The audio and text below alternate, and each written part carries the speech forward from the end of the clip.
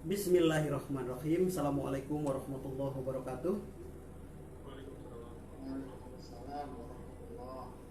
Alhamdulillah, mitra JIC yang rahmati Allah Subhanahu wa taala.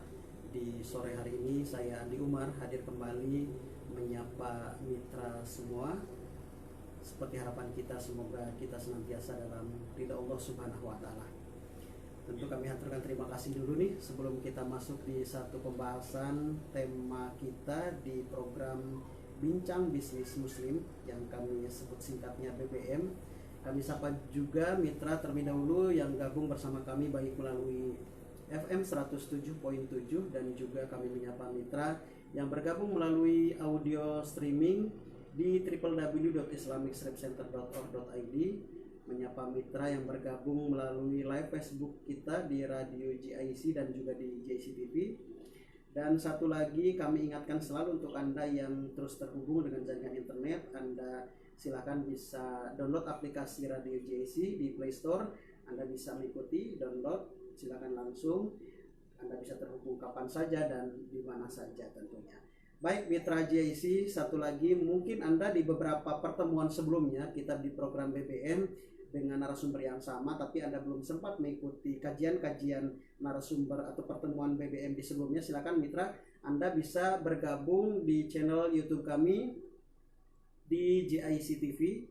Jangan lupa like, share, komen, dan subscribe. Mudah-mudahan dengan cara itu mitra JIC kemanfaatan siaran kita semakin meluas, dakwah kita juga semakin banyak diikuti oleh kaum muslim lain yang belum bisa mengikuti live seperti kita di sore hari ini. Andi Umar hadir bersama dengan kelima narasumber kita yang sudah bergabung via Zoom dan tidak semua berada di Jakarta, dua diantaranya dari Surabaya. Sebelumnya kita aturkan juga terima kasih untuk dua narasumber yang ada di luar Jakarta, tentunya via Zoom inilah yang menyelamatkan dan menghubungkan kita bersama di sebuah kajian sore hari ini. Dan untuk Anda yang di perjalanan selepas beraktivitas, hati-hati di perjalanan, semoga selamat sampai di rumah, kumpul kembali bersama keluarga tercinta. Baik mitra JC BBM, sore hari ini kita akan mengupas satu tema tentang panduan investasi mudharabah. Untuk Anda yang sudah lama bergelut di dunia bisnis, begitu mitra JC, atau juga Anda baru saja memulainya, Anda tentu direkomendasikan bergabung bersama kami sampai nanti di tuntas kebersamaan kita kurang lebih 60 menit ke depan. Baik mitra JC, kelima narasumber kita sudah bergabung. Dihitung lagi 1, 2, 3, 4, 5. Oh, satu lagi belum, tadi udah bergabung tapi jeda sejenak katanya mempersiapkan bahasan tentunya untuk kita bersama. Tapi kita akan coba terlebih dahulu dari ustadz-ustadz yang sangat luar biasa sudah bergabung bersama kita. Andi ulang dari yang terkanan dari layar Andi ada Dr. Nanang Sonhaji MSI. Dr. Nanang, assalamualaikum dok. Iya, di unmute mungkin dok. Suara dokter belum masuk ke kita. Waalaikumsalam warahmatullahi wabarakatuh. Iya. Alhamdulillah sehat Andi. Alhamdulillah, dokter sehat ya. Alhamdulillah. Waktu di Jakarta sekarang pukul 16 menit. Bagaimana Surabaya, dok? Insya Allah sama. Sama. Pemilik modal atau pemodal maka masing-masing harus punya pemahaman hak dan kewajiban. Tentu sebagai pengelola punya hak dan punya kewajiban. Apa kewajiban dari pengelola? Kewajiban dari pengelola adalah untuk menjalankan usaha ini sesuai dengan yang diperjanjikan. Kalau memang ada ikatan-ikatan atau batasan-batasan, ya harus diikuti. Batasan itu harus ditaati, tidak boleh dilanggar. Apa haknya bagi, termasuk juga kewajiban mitra JIC, kewajiban bagi pebisnis ya, yang menjalankan usaha mudharabah ini harus melakukan pelaporan ya, sesuai ya, dengan keadaan yang atau transaksi yang sesungguhnya. Di dalam fatwa Dewan Syariah Majelis Ulama Indonesia disebutkan bahwa ada istilah yang dinamakan dengan pelaporan yang sifatnya rutin ya, yang sifatnya rutin. Pelaporannya menggunakan accrual basis. Tapi untuk masalah distribusi bagi hasil, maka distribusi bagi hasilnya itu menggunakan dasar cash basis, ya itu yang harus dipahami. Ya, sehingga mudorib atau pengelola ini mampu ya dan punya kemampuan dan juga kesanggupan dan kemampuan untuk melaporkan aktivitas usahanya kepada pihak Sohibul Mal. Sedangkan pihak Sohibul Mal, mitra tidak boleh melakukan campur tangan, tidak boleh melakukan campur tangan dari kegiatan yang dijalankan oleh pihak mudorib. Dan juga pihak pemilik modal itu tidak boleh ya meminta jumlah persentase yang tetap dari bagi hasil. Ya, tidak boleh meminta persentase yang tetap dari bagi hasil. Misalnya tidak boleh meminta 10% atau 15% dari bagi hasil. Kemudian juga tidak boleh menjamin pengembalian modal. Jadi memberikan kepada pengelola harus menjamin untuk dikembalikan modalnya, itu tidak boleh ya di dalam akad mudharabah, tidak ada jaminan. Itu yang harus dipahami dalam akad mudharabah. Termasuk yang penting adalah bagi hasilnya itu menggunakan dasar apa? Apa menggunakan dasar laba neto, ya laba bersih, atau menggunakan dasar laba bruto, ya laba bruto. Itu harus disepakati dalam akad, ya, sehingga tidak terjadi masalah distribusi bagi hasil.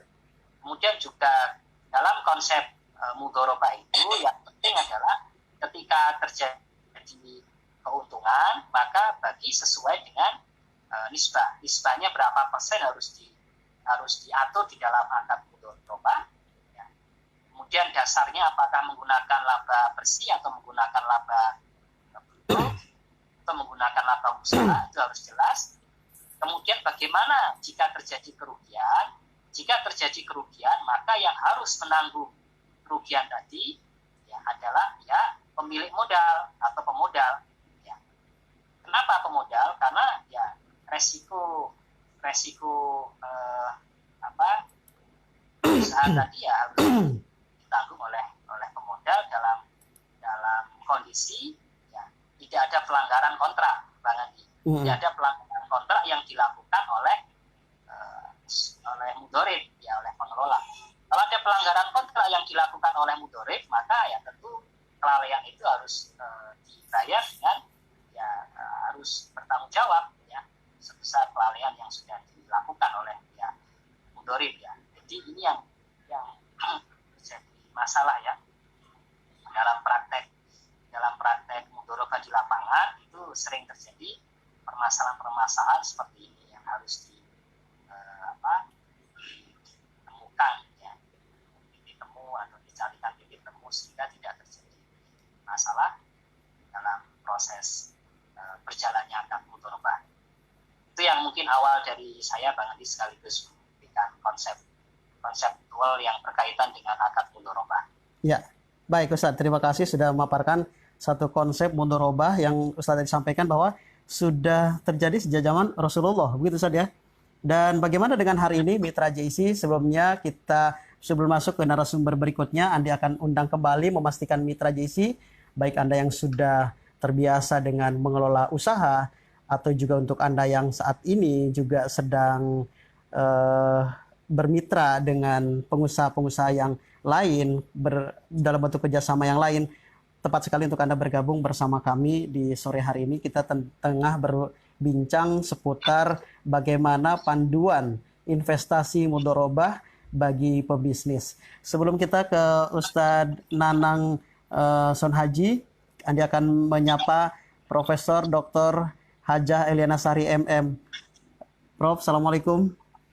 Assalamualaikum warahmatullahi wabarakatuh, Mas Andi. Iya, Prof. Iya, kembali ya. Iya, kayaknya sekarang sudah duduk tenang, nyaman. Iya. Baik. Prof, seperti tadi Andi sudah sampaikan, Prof Eliana untuk memberikan sebuah tanggapan atau juga opening speech sebenarnya, tapi karena tadi kita mengejar waktu untuk masuk, akhirnya kami berikan kesempatan Prof Eliana untuk memberikan baik itu sambutan atau juga tanggapan tentang materi kita sore hari ini. Sebelumnya Andi ingatkan bahwa Profesor Dr. Hajah Eliana Sari MM ini adalah aplikator pendidikan muamalat Universitas Negeri Jakarta dan juga beliau sebagai pemerhati dan pengamat. Prof Eliana, Andi Umar, silakan. Ya. Terima kasih. Assalamualaikum warahmatullahi wabarakatuh. Waalaikumsalam. Ya, salam semuanya. Ini ada Ustadz Asalman, Bang Wisnu ya. Ustadz Nandang belum join ya? Ustaz Nanang ada nih. Ustaz Nanang, ya? iya, Ya, yang kumisnya Ya, mengalahkan kami semua ini, Prof. Ya, baik sedikit saja ingin saya sampaikan. Pertama adalah investasi. Ya, sekarang itu justru investasi itu menjadi sangat booming, terutama di kalangan milenial, kalangan orang muda. Dan ternyata semangat untuk berinvestasi secara syariah itu semakin besar. Di kalangan anak muda pun. Jadi kalau kita lihat misalkan perkembangan dari suku yang dilaunching oleh pemerintah itu melampaui target dari target oleh pemerintah. Jadi sekarang itu kelihatannya walaupun kondisinya adalah pandemi ya, tetapi ternyata banyak juga orang yang masih punya uang, terutama kalangan anak muda, dan mereka senang tidak hanya menabung tetapi berinvestasi ya. Nah, mereka sudah melirik ke investasi-investasi yang bersifat di samping atraktif tentu namanya karena mereka mengambil investasi, tetapi juga bersifat syariah ya. Saya melihat bahwa ada kesadaran untuk bebas riba, dan ini sangat penting sekali. Karena apa? Karena kita paham bahwa riba ini dosanya sangat besar, dan ini langsung dibayar tunai tidak hanya di akhirat tapi juga di dunia. Bahkan kalau saya dengar itu, saya baca ya dari beberapa hadis ada yang menyebutkan bahwa riba ini dosa besarnya bahkan seperti dosa berzina gitu ya. Jadi ada keinginan kuat dari masyarakat, terutama kaum muslim ya, muslimah yang memiliki finansial, ingin berinvestasi tapi tidak mau riba. Nah, jadi memang di sini dibutuhkan ada satu model ya, satu model investasi yang sesuai dengan syariah, yang tentu juga memang di sini ditanam sendiri bagi para pakar di bidang syariah, investasi syariah. Tentang hari ini adalah tentang mudharabah ya. Jadi bagaimana hasil investasi bagi seorang investor, ya tentu berharap dari investasi maka dia akan memperoleh return atau pengembalian dari dana yang lebih baik gitu ya. Karena kecenderungan sekarang milenial ini kalau naruh uang di bank saja dengan skema murabahah di bank syariah misalkan, mereka terkadang kurang puas. Oleh sebab itu mereka mencoba untuk mencari jalur lain, yaitu investasi.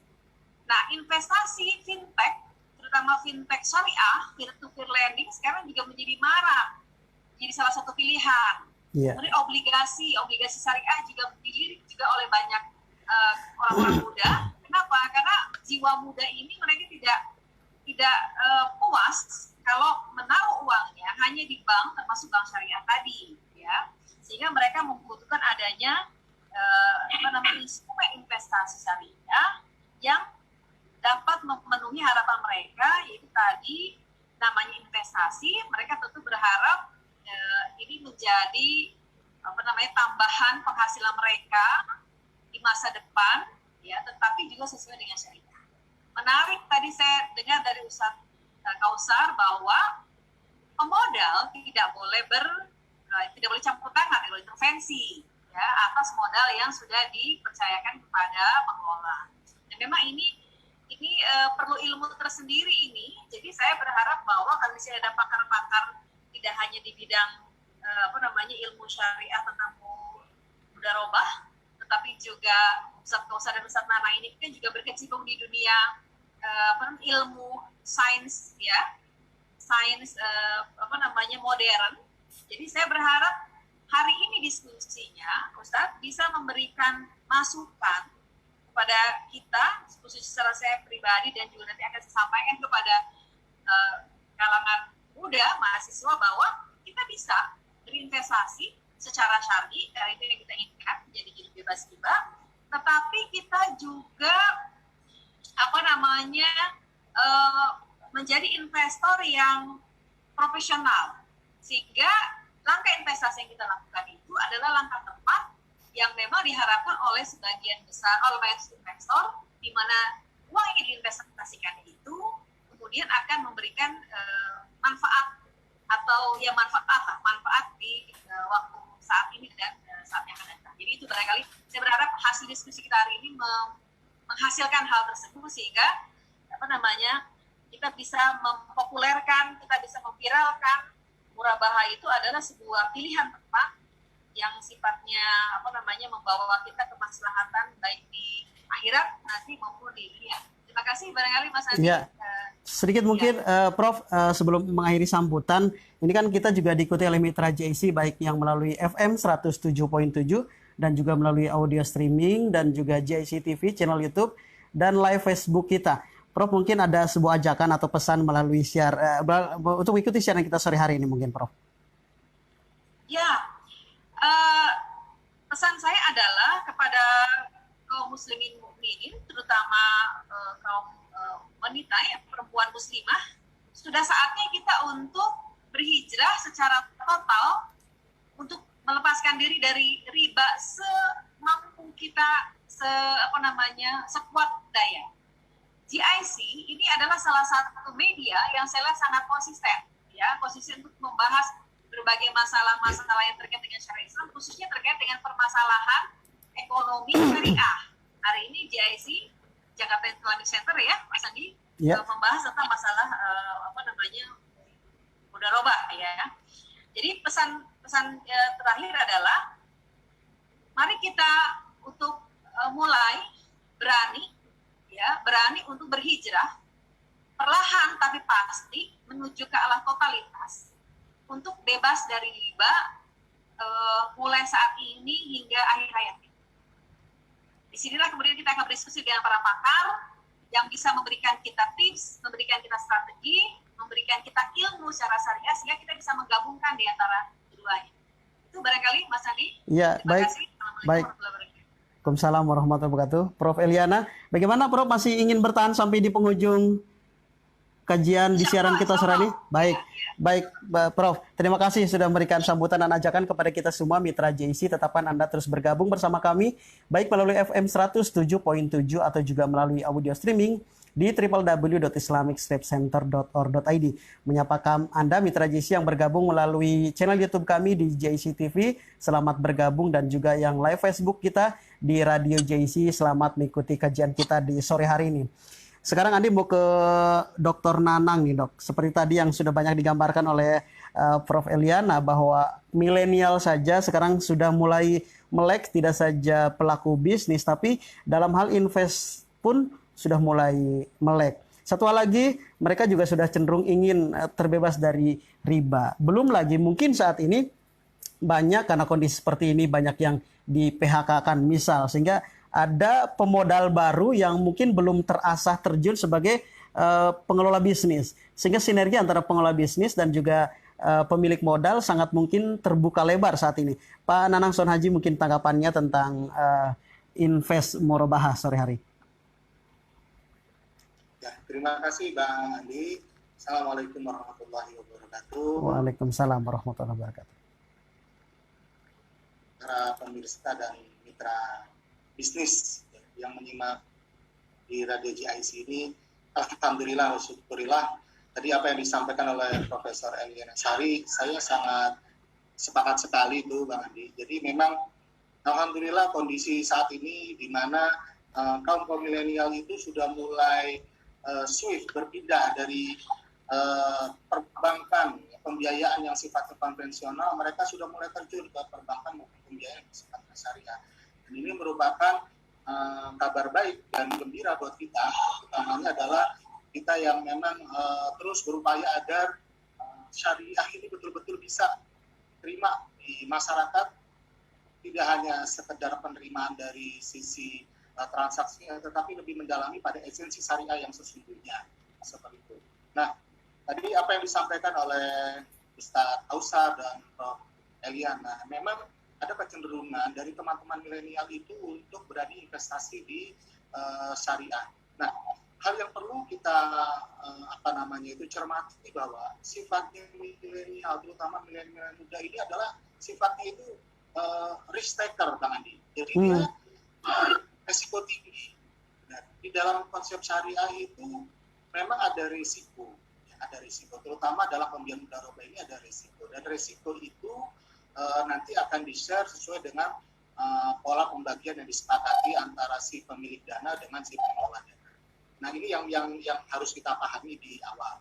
Nah, untuk pemula saya lebih menyarankan kepada teman-teman yang ingin berinvestasi di syariah, terutama teman-teman di kaum milenial ini, adalah ambil yang risikonya itu tidak terlalu tinggi.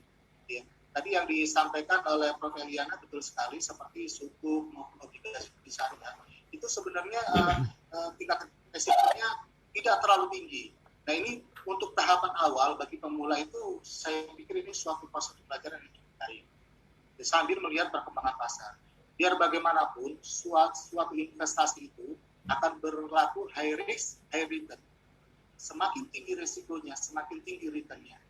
Nah, cuman yang membedakan ketika di akad syariah ini, utamanya pada mudharabah ini, returnnya itu harus disepakati di awal berdasarkan risbah bagi hasil, Bang Andi. Jadi ada kejelasan. Ini terinformasikan secara jelas antara pemimpin dana dengan pengelola dana.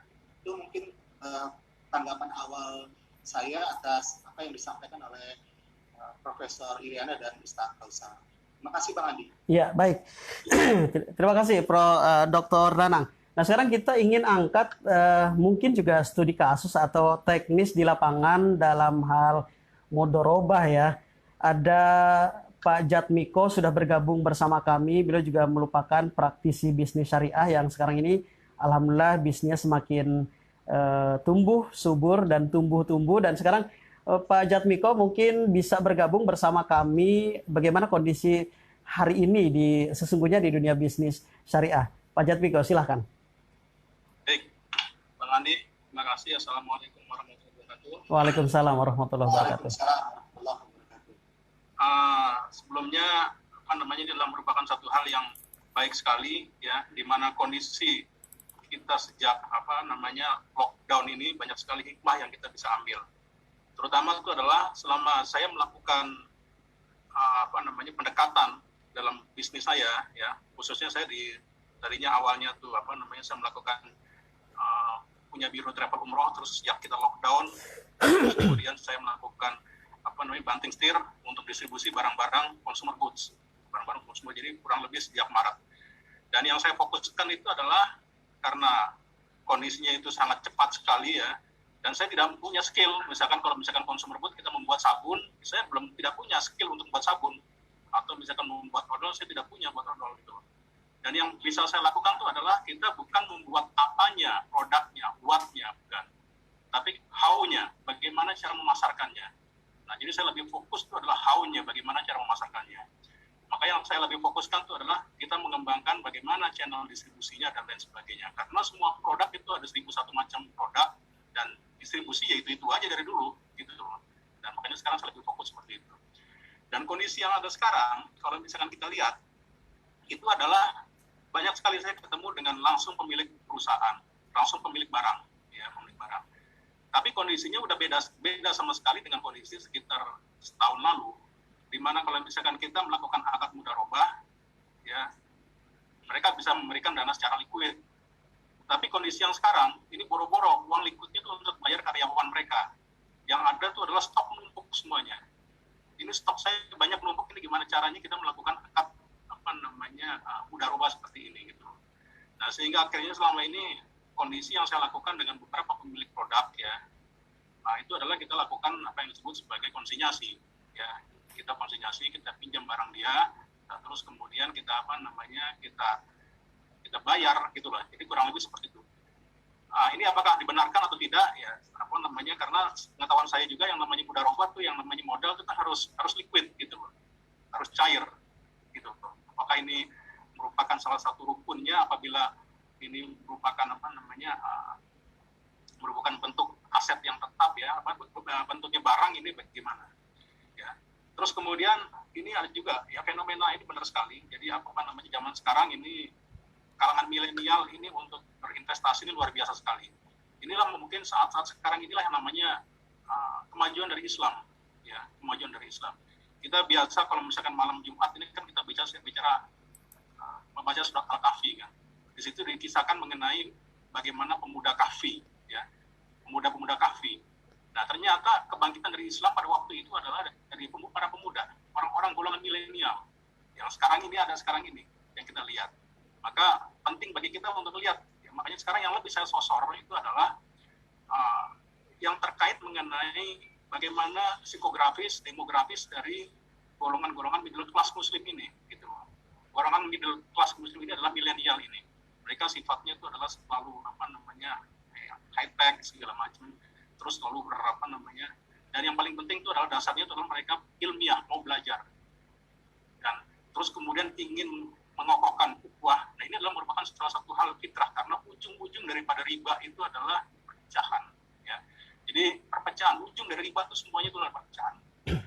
Jadi karena tujuan dari makanya kita semuanya parameter semuanya komponen ini kita kembalikan bahwa tujuan dari kita bisnis itu adalah bukan untuk mencari untung atau rugi. Ya, untung atau rugi itu merupakan hadiah dari Allah, tapi tujuannya itu adalah untuk menolong antara sesama. Gitu loh.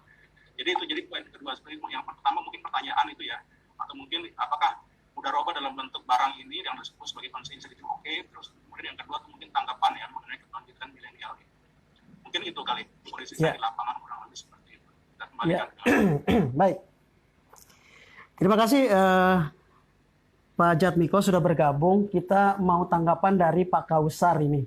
Pak Kausar Riza Salman dari apa yang dipaparkan oleh Pak Jatmiko terkait dengan konsep mudharabah ya. Bagaimana Ustaz Kausar?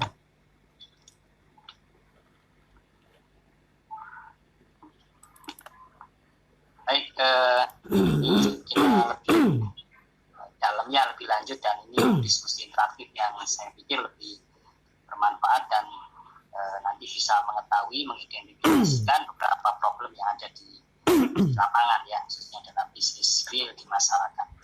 Bang Andi dan juga Mitra JIC yang perlu kita pahami bahwa dalam akad mudharabah ini yang harus kita pahami juga terkait dengan modal. Modal itu ya dirupakan bisa dalam bentuk cash ya, atau bisa juga aset yang diberikan oleh pemilik modal ya kepada mudharib ya, dengan tujuan ya dan syarat yang sudah disepakati ya tentu harus bisa dinilai ya. Kalau itu merupakan barang ya, yang bisa dinilai maka tidak masalah itu, yang penting harus disepakati ya dalam akadnya. Jika modal diberikan dalam bentuk aset, maka asetnya itu harus bisa dinilai. Kapan dinilainya? Tentu dinilainya pada waktu akad, sehingga jelas pada saat akad itu ya kasnya berapa dinilai, kemudian aset tetapnya dinilai berapa, sehingga itulah yang menjadi modal. Ya, modal yang ditolak, modal yang ditolak oleh yang diberi pemodal. Tapi yang penting bahwa modal itu tidak boleh dalam bentuk piutang. Dan harus dibayarkan kepada mudharib, baik secara bertahap atau tidak sesuai dengan kesepakatan dalam akad. Itu yang harus kita pahami. Jadi dibolehkan Bang Andi, Ustaz Jatmiko ya dan juga Mitra JIC terkait modal. Jadi modal itu tidak hanya dalam bentuk cash tapi juga bisa dalam bentuk aset tetap. Karena memang seperti ini. Jadi dalam jenis investasi mudharabah itu ya bisa saja tergantung dengan mudharabah yang jenis mudharabahnya. Kalau usaha itu memang membutuhkan aset ya, aset tetap ya, daripada nanti aset tetapnya itu dibelikan ya dalam bentuk aset yang baru dan tentu akan menguras ya secara tunai, maka ya yang sudah ada dari aset yang tetap yang sudah dimiliki bisa dicairkan dan nanti dinilai berdasarkan pada nilai pasar. Jadi itu dimungkinkan. Jadi dalam prosesnya ya memang akad mudharabah ini bisa bermutasi. Jadi bisa bermutasi itu dalam bentuk seperti ini contohnya. Jadi bisa saja ketika memang dibutuhkan modal yang lebih besar itu bisa pemodalnya bisa lebih dari satu, bisa join dengan pemodal yang lain sehingga nanti lebih kuat lagi, pendanaannya lebih besar. Itu yang bisa juga dilakukan seperti itu. Atau bisa saja ketika memang terjadi perubahan dalam modal ya, dalam jumlah modal ya, dilakukan kesepakatan yang baru dalam konteks ketika misalnya di tengah perjalanan usaha tadi ya itu memunculkan ide-ide baru yang berkaitan dengan usaha-usaha yang memang menjadi sangat menarik ya di era pandemi sekarang, yang bisa jadi memang seperti itu ya, inovasi-inovasi produk usaha Mudoroba ini sangat dimungkinkan. Yang penting Bang Andi dan juga mitra GIC masing-masing pihak ya itu harus punya pemahaman berkaitan dengan akar Mudoroba ini. Ya khususnya pemodal dan juga khususnya mudorib ya, mudorib harus paham berkaitan dengan pelaksanaan ya usaha di lapangan dan juga tentu berkaitan nanti dengan bagaimana melaporkan usaha tadi dengan menggunakan cash basis dan juga accrual basis. Tentu usahanya sekarang sudah usaha Mudoroba bisa tidak hanya secara offline, bisa juga dengan menggunakan usaha-usaha yang sifatnya online. Saya pikir itu yang perlu kita pahami. Mungkin itu Bang Andi. Ya, baik, Ustaz Kausar, terima kasih. Dr. Nanang, tadi kita juga ingin kembali mengangkat apa yang Pak Jatmiko sampaikan bahwa ada dua ya, di era pandemi sampai saat ini terkesan bergeser dari sebelumnya gitu ketika kita kondisi aman. Yang kedua masih menyangkut dengan milenial muda nih. Milenial muda saat berinvestasi, mungkin ada saran di keduanya. Pertama, kondisi setelah pandemi, bagaimana tentang Mudoroba, dan juga bagi anak-anak muda ketika memilih salah satu investasi yang kecenderungan mereka pilih gitu. Gimana Dr. Nanang?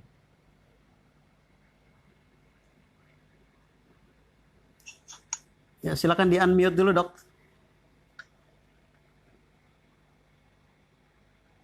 Terima kasih Bang Andi. Jadi tadi apa yang disampaikan oleh Ustaz Jatmiko betul-betul pengalaman yang sangat praktis sekali dan itu dihadapi di lapangan. Jadi ya tadi juga sebetulnya Ustaz Jatmiko menyampaikan apakah barang konsignasi itu termasuk akan berubah-ubah. Nah, memang kalau dilihat dari produknya itu adalah barang konsignasi, itu adalah barang titipan. Namun barang ini adalah bisa dalam bentuk jenis berubah. Boleh Ustaz diubah. Karena memang konsignasi ini sebenarnya juga akan meringankan bagi si pengelola dana dalam menjalankan usaha berkaitan dengan variasi produknya, gitu kan? Salah satunya adalah dengan produk yang jenisnya adalah konsignasi atau barang titipan. Itu yang pertama yang coba saya komentari dengan praktis dari Ustaz. Yang kedua adalah pilihan-pilihan bagaimana kita harus berinvestasi ketika dalam kondisi seperti ini, pandemi. Jadi memang saat ini itu ya yang paling booming atau menunjukkan tren penjualan yang sangat baik itu adalah produk-produk di mana distribusi penjualannya dari mulai produsen sampai dengan ke end user itu yang bisa mengakomodasi perkembangan IT Bang. Okay. Jadi yang bisa mengakomodir perkembangan IT. Kenapa? Karena end user ini sekarang dibatasi geraknya untuk bisa sampai kepada produsen. Maka saya tadi sepakat dengan apa yang disampaikan oleh Ustaz Jatmiko. Bagaimana Ustaz Jatmiko merintis suatu usaha, dia langsung bertemu langsung dengan produsennya. Yeah. Jadi channeling distribusi ini jadi lebih pendek dan Ustaz Jatmiko bisa langsung menyampaikan kepada end user. Ini merupakan suatu rantai distribusi yang satu advantage-nya adalah mengurangi biaya distribusi, biaya promosi. Yang kedua adalah bisa langsung mengetahui secara langsung apa sebenarnya yang diinginkan oleh pelanggan. Ingat Bang Andi, sebagus apapun produk kita, pelanggan itu adalah aset yang terbesar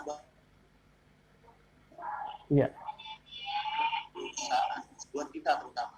Pelanggan ngeluh, produk kita bagus, kita nggak bisa jual. Nah, jadi bagaimana mematchingkan antara produk kita yang berkualitas dengan kepuasan pelanggan itu adalah tantangan kita. Itu yang bisa saya sampaikan. Poin intinya adalah pilih produk atau rantai distribusi penjualan dari produsen ke end user yang bisa memanfaatkan dan ditopang dengan kekuatan teknologi informasi. Itu yang pertama. Kemudian yang kedua berkaitan dengan teman-teman milenial. Bagaimana mereka menyikapi dengan semangatnya mereka yang sangat luar biasa untuk hijrah transaksi-transaksi syariah. Nah, saya tadi menyimak apa yang disampaikan oleh Profesor Iliana. Jadi untuk tahap awal gitu ya, ada baiknya teman-teman milenial ini mencoba mengenali produk-produk mudaroba yang low risk gitu ya. Meskipun sebenarnya sifat dasar dari teman-teman milenial itu high risk taker dia. Jadi ada beberapa tipe investor, itu salah satunya adalah risk taker, Jadi dia sedang mengambil resiko. Ini juga yang melekat buat milenial yang mudah-mudahan. Nah, dalam kondisi pandemi seperti ini, saya lebih menyarankan pada memulai pada hal-hal yang sifatnya low risk, di mana kontrol dari si pengelola dana itu cukup besar.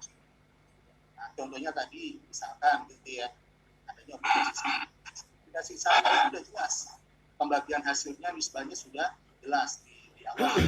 Atau pada produk-produk yang memang customer buying-nya itu trennya tinggi. Gitu ya. Itu misalkan adalah dalam bidang atau dalam sektor customer good seperti yang saat ini ditekuni oleh Ustadz Yatmiko. Saya pikir kalau customer good itu memang sampai kapanpun dia akan terdistribusi dan dibutuhkan oleh masyarakat. Yang paling penting menyimak tadi apa yang disampaikan oleh Ustadz, bahwa produk mudaroba ini harus jelas akadnya di awal.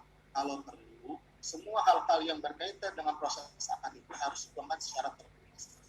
Mulai dari bagaimana pengelolaan, kepada siapa, yang kemudian nisbah bagi hasilnya seperti apa, persentasenya, dan yang paling ingat, yang perlu dicatat adalah nisbah bagi hasil itu dari nilai yang direalisasi, Bang Andi, bukan dari nilai estimasi atau proyeksi. Gitu.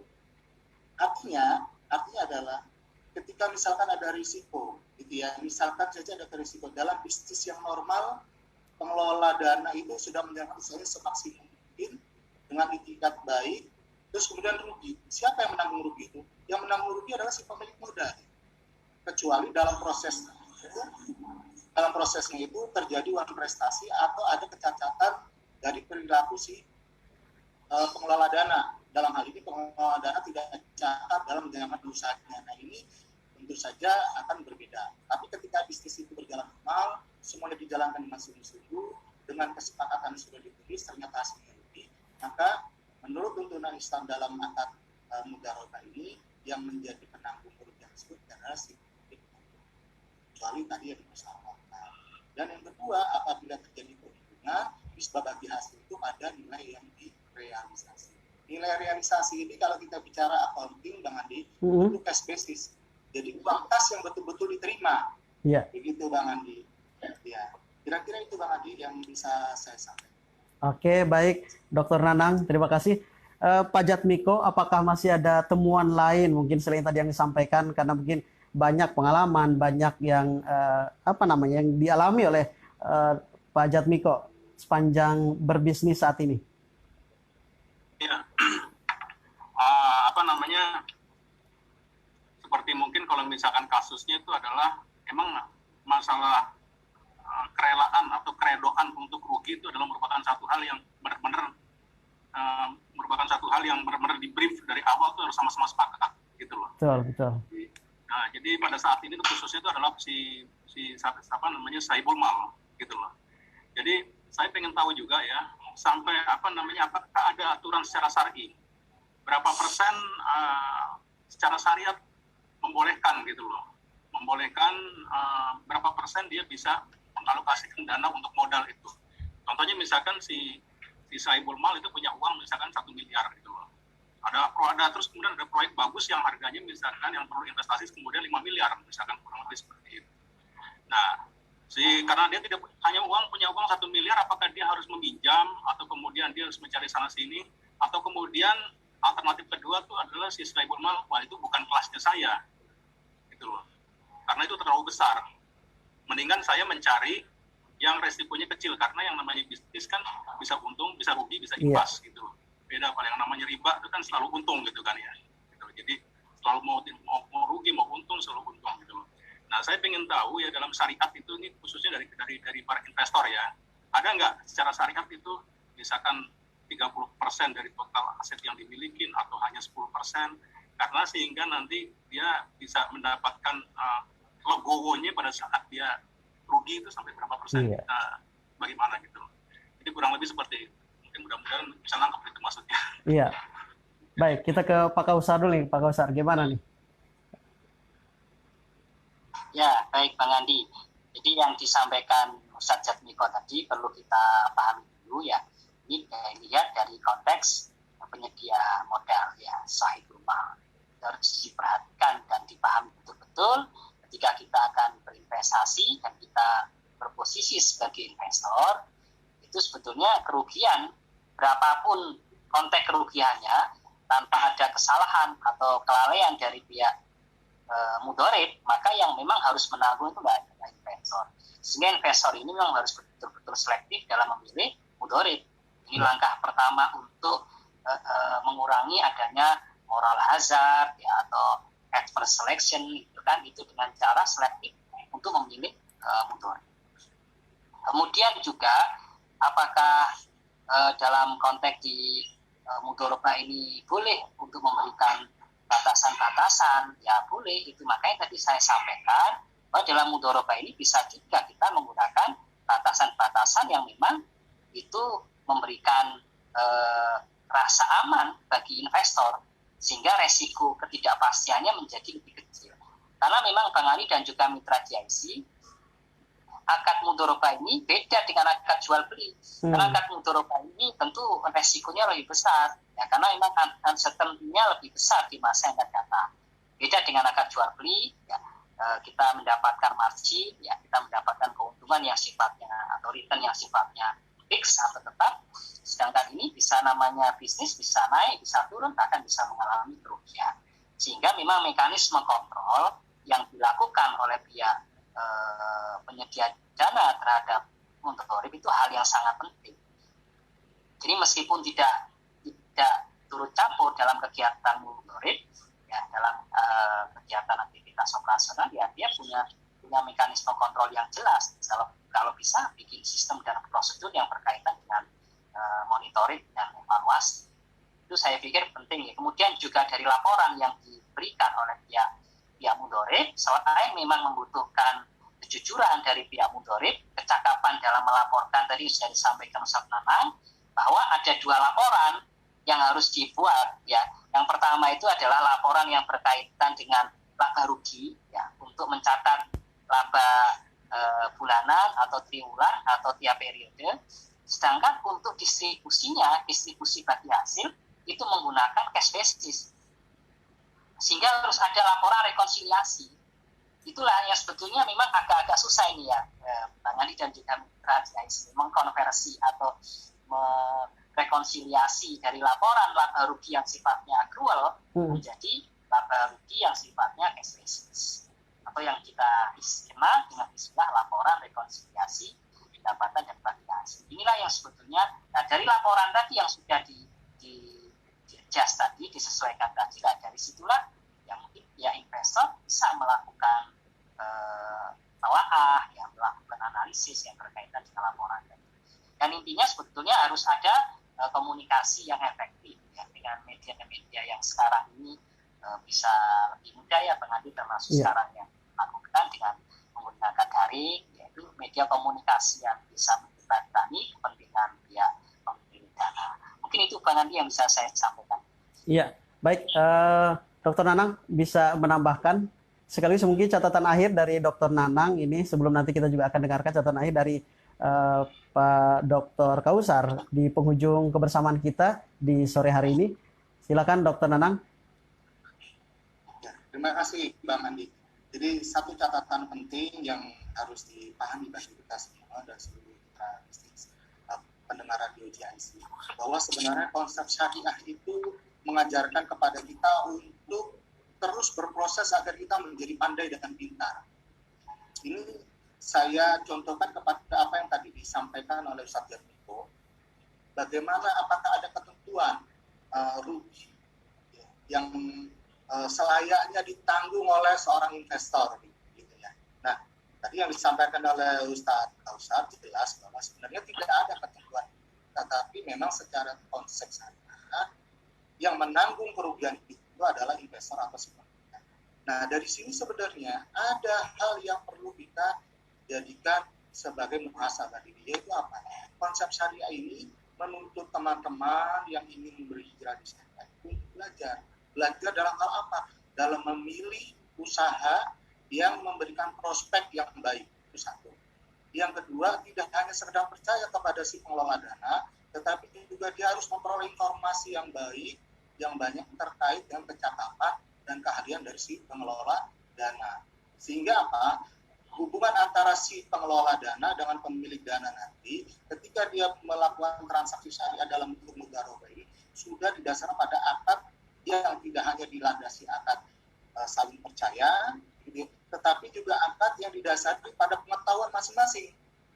Si pemilik modal itu adalah seorang pemilik modal yang cakap, si pengelola dana adalah seorang pengelola dana yang cakap dan jujur, sehingga insya Allah dalam proses transaksi mudharabah ini memberikan manfaat dan barokah dari transaksi ini. Itu Bang Andi. Jadi saya melihatnya adalah transaksi syariah ini luar biasa, membuat kita umat muslim itu yang muda-muda ini untuk belajar berpikir dan terus menggali begitu ya. Jadi kita tidak gambling gitu, mempercayakan pengelolaan dana kepada orang yang sembarangan gitu. Tetapi kita betul-betul harus belajar mengenal siapa pengelola dana kita, usahanya seperti apa. Nah ini kan butuh ilmu itu Bang. Nah ini yang saya berpesan kepada teman-teman milenial. Jadi transaksi syariah itu sebenarnya mengajarkan kita untuk berpikir lebih jernih, lebih pintar begitu. Mudah-mudahan seluruh teman-teman pebisnis yang menerkan radio GIC ini bisa mengikuti apa yang tadi kita dialogkan ini dan bisa memberikan itu Bang Andi. Baik, Dr. Nanang, terima kasih. Satu catatan yang ditangkap juga lagi-lagi bagaimana kalau muda semakin tertarik dengan hal-hal yang menghindarkan dari ribawi dan semakin terhindar dari yang sifatnya gambling tadi begitu ya Ustadz Nanang ya. Tapi kita akan juga dengarkan bagaimana sambutan akhir seperti yang kita pahami bersama bahwa program kita ini panduan, tema kita adalah panduan investasi. Sepertinya harus ada include ya, dari awal yang tadi sampaikan sudah sebuah bagian dari sebuah konsep yang disampaikan oleh Dr. Kausar, juga ditambahkan oleh Dr. Nanang, dan tadi sebuah ajakan dari Prof. Eliana menjadi satu kesatuan sebagai sebuah panduan. Nah mungkin Dr. Kausar di penghujung nanti, sebelum nanti diakhiri juga oleh Prof. Eliana, karena sudah banyak digulirkan bahasan-bahasan terkait dengan tema kita sore hari ini, mungkin ajakannya semakin berbeda karena sudah diberikan sebuah tambahan materi oleh kedua narasumber kita. Dr. Kausar, silakan untuk memberikan catatan akhir sebagai sebuah kesimpulan kita juga di sore hari ini. Baik, Mitra Jai, Allah Subhanahu wa Ta'ala di musolihat yang sudah mendengarkan kajian dan dialog kita dari awal sampai akhir.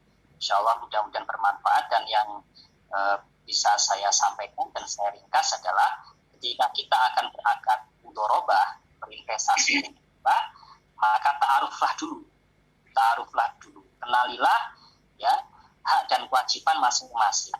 Apakah mitra bisnis GIC itu termasuk sahibul mal, ya, pemodal, investor, atau sebagai mudharib atau pengelola. Ya, harus paham dulu kita, sehingga ketika mitra GIC akan masuk ya dalam akad mudharabah, tahu hak dan kewajiban. Sehingga apa sih pentingnya hak dan kewajiban? Agar kita tidak berbuat kezaliman kepada pihak lain.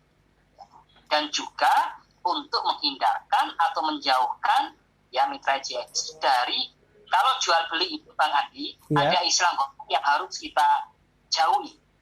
Kalau dalam pandangan saya ada jahalah atau ketidakjelasan yang harus kita minimalisir atau kita kurangi dari akad mudharabah ini. Karena ketidakpastiannya kenceng banget ya, sangat tinggi.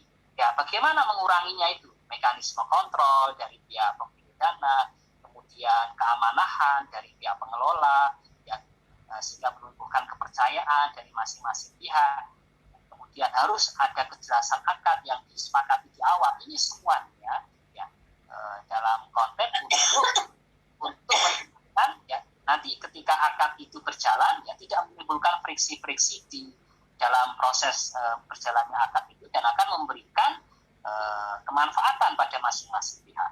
Sehingga apa? Sehingga usaha dengan akad mudharabah ini memberikan keberkahan.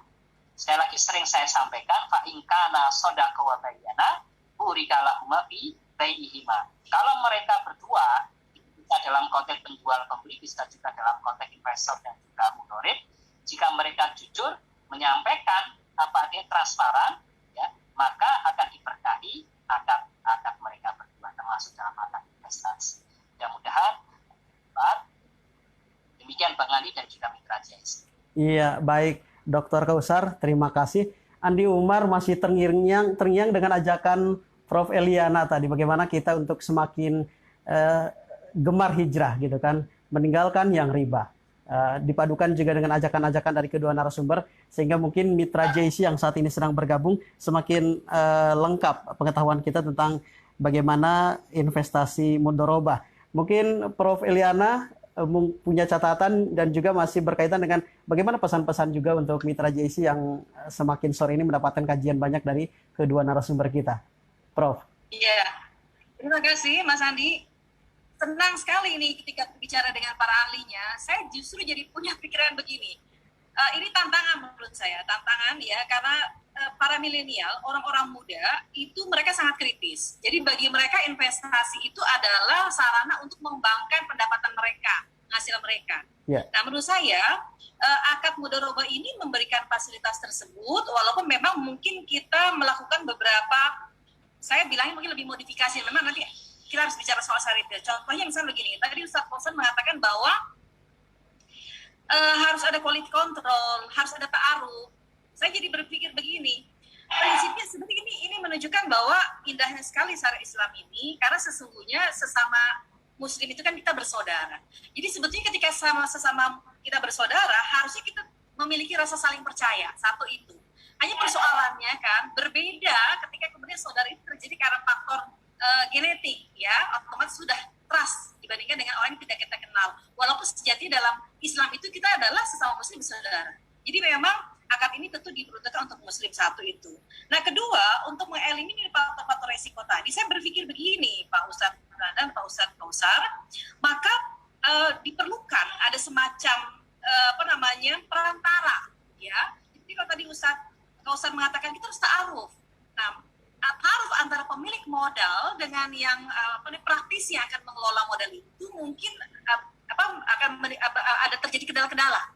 Nah disitulah barangkali kita membutuhkan adanya lembaga yang akan memediasi antara pemodal dengan pengelola yang tentu semua dibungkus dalam dalam konsep syariah ya. Nah sehingga kalau dalam dunia bisnis mereka sebutnya broker gitu ya, yang akan menjembatani antara pemilik modal dan broker ini yang kemudian juga ikut terlibat dalam proses quality control, sehingga ini akan mengeliminir resiko pemodal yang tadi karena begini, saya khawatir ketika kemudian memang betul yang namanya berinvestasi, berdagang itu ada untung ada rugi, tetapi karakteristik milenial orang muda itu mereka walaupun risk taker tapi juga mereka avoid risk gitu ya. Jadi juga mereka akan sangat kalkulatif. Bisa nggak, ini menurut saya menjadi tantangan ya, Islam kemudian memfasilitasi akad mudharabah ini sehingga bisa lebih populer, bahkan lebih sangat sangat digemari oleh orang-orang muda dengan cara memahami bahwa keinginan mereka untuk sangat mengeliminir risiko itu bisa difasilitasi dengan kehadiran pihak ketiga yang betul-betul memahami ya dunia bisnis itu sendiri, menjadi controller juga, menjadi quality control, sehingga tadi si pemodalnya itu aman, nyaman, bisa tidur dengan menginvestasikan modalnya tanpa khawatir uangnya kemudian rugi, tanpa juga khawatir dia harus mencurigai karena ada pihak lembaga ketiga ini. Nah ini barangkali saya yakin ada mestinya ya dalam syariat Islam melakukan hal ini, karena ini dilakukan juga ini oleh yang non syariat Islam. Nah, saya pikir idenya bisa kita lakukan, tetapi memang tetap setuju harus dalam bungkusan syariah tadi. Itu barangkali masukan sekaligus permohonan sekaligus tantangan bagi kita semua, sehingga kita akan lebih mudah menggairahkan para remaja, para pemuda, para pebisnis yang dari kalangan milenial untuk hijrah ke akad mudharabah dan syariat Islam secara keseluruhan.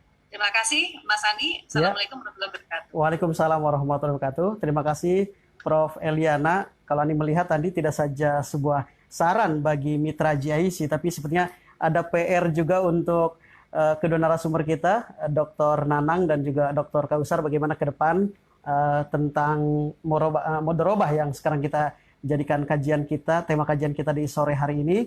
Dan sekali lagi di penghujung waktu ini, sebenarnya Anda ingin berlama-lama bersama para pakar dan juga Prof. Eliana dan juga Pak Jatmiko di program dengan bahasan yang sangat menarik dan juga sangat dinanti oleh mitra JC. Tapi waktu jua yang membatasi kebersamaan kita di sore hari ini. Sekaligus juga mengucapkan terima kasih Prof. Eliana atas waktunya dan juga atas sambutan dan juga sarannya untuk kita. Dr. Kausar, terima kasih sudah bergabung bersama kita.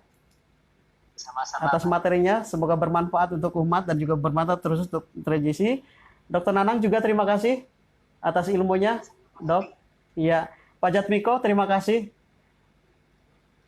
Ya, baik mitra JC, inilah kebersamaan kita di sore hari ini. Terima kasih yang sudah bergabung dan insya Allah kita di pekan depan di hari yang sama dan kedua narasumber sudah menyiapkan tema untuk pekan depan. Apa temanya?